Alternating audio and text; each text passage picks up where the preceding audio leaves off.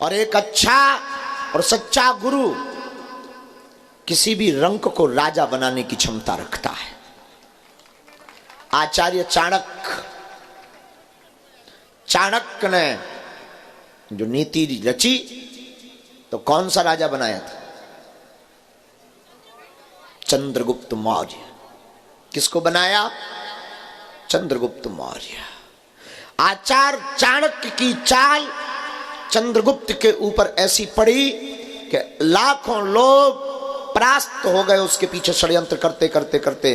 और याद रखना, तुम्हारे ऊपर भी तुम्हारे गुरु की छाप ऐसी पड़नी चाहिए कि तुम्हारे सामने लाखों संकट परास्त हो जावे।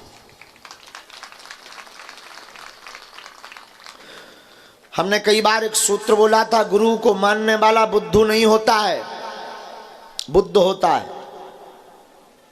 और गुरु खोजने से नहीं मिलते हैं, गुरु में खो जाने से मिलते हैं।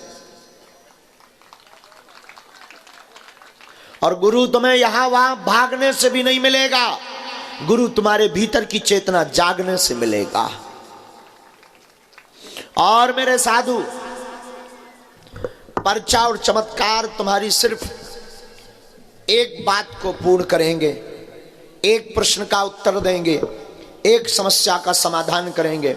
लेकिन मेरे पागल, हमारी आज की बात अगर तुमने ध्यान में कर ली और ध्यान में रख ली, जो घर बैठ करके भी लाइव देख रहे हैं और लाखों लोग घर बैठने के बाद में देखेंगे, और आप भी जो यहां बैठ करके आज की बात अगर तुमने ध्यान में रख ली या आज की बात पर तुम चल गए, तो हम तुम्हें ऐसा मंत्र देने जा रहे हैं, अपनी जिंदगी का निज अनुभव का ऐसा मंत्र है कि तुम जीते जी हर प्रश्न का उत्तर पा जाओगे।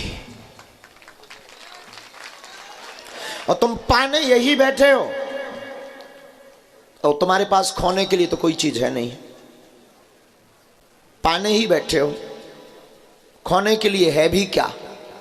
बचे ही नहीं है, पहले ही संसार में सब कुछ खो चुके हो। और अध्यात्म की यात्रा में अगर तुम मानते हो कि संपत्ति खो करके आए हैं, तो हम इसे खोना नहीं मानते हैं। संपत्ति तो हमारी दृष्टि में हमें लगता है धन और वैभव और ये रुपया, हमारी बुद्धि में कई बार बात आती है तो हमें लगने लगता कि ये छोटी मोटी बातें खोई हैं।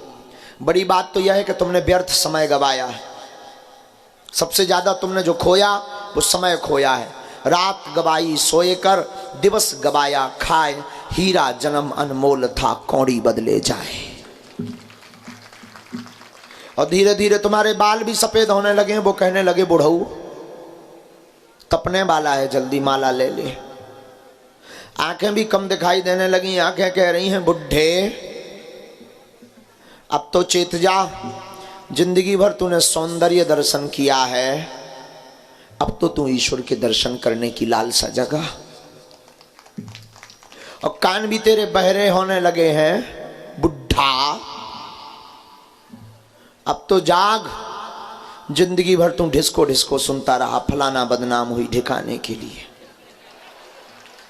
तो जिंदगी भर सुनता रहा। अब तो इन कानों से गुरु की वाणी को सुन, अब तो अपने इन कानों से प्रभु की वाणी को सुन, अब तो इन कानों से भगवान की कथा को सुन, अब तो इन कानों से ईश्वर पाने की कोई कहानी तो सुन। और तेरे हाथ भी अब तो कपने लगे हैं, वो भी जवाब देने लगे हैं बुढ़वा। वो हाथ भी यही कह रहे हैं कि अब तो तूने बहुत ट्रैक्टर ट्राली चलाई, बहुत मकान बनाए, बहुत रुपयों की नोटों की गड्डी तूने गिनती की। अब एक काम कर, संसार की संपत्ति तो गिनती कर ली, अब राम नाम धन की गिनती बाकी है तेरे हाथों से। अब तो तेरे घुटना भी जवाब देने लगे प्यारे, घुटना भी कहने लगे ओ बुढ़के कितना भागेगा, रेस में तू हर बार हार जाता है। अब ऐसी रेस में जा जिस रेस में जीत ही जीत है। भगवान की भक्ति के मार्ग में भक्त की कभी हार नहीं होती है। तो अगर तुम संपत्ति को खो करके बैठे हो, तुम अगर हमारी बात सुन करके कह रहे हो कि गुरुजी सच कह रहे हैं, हमने बहुत कुछ खो दिया है, ये तो झूठी मिथ्या बदमाशी वाली बातें हैं। क्योंकि तुमने 2 कौड़ी की संपत्ति 2 कौड़ी में अगर खो भी दी तो तुमने कुछ भी बड़ा नहीं खोया है। बड़ा तो तुमने समय खोया, शरीर खोया, तन खोया, मन खोया, धन खोया, और तुमने यहाँ तक कि अपनी इंद्रियां भी खो दी। अब एक काम कर मेरे पागल, आज की रात तू जगने का काम कर, और आज की रात में एक बात निष्ठा मानकर चल। हमारे गुरु का एक दिया हुआ सूत्र है और यहीं से हम अपनी बात को प्रारंभ करेंगे। हमारे गुरु जी के पास जब हम 9 वर्ष की अवस्था में थे, शायद 11 व 12 साल की अवस्था में, हमारे गुरु जी ने एक सूत्र दिया था, या तो गुरु को छोड़ दो या गुरु पर सब कुछ छोड़ दो।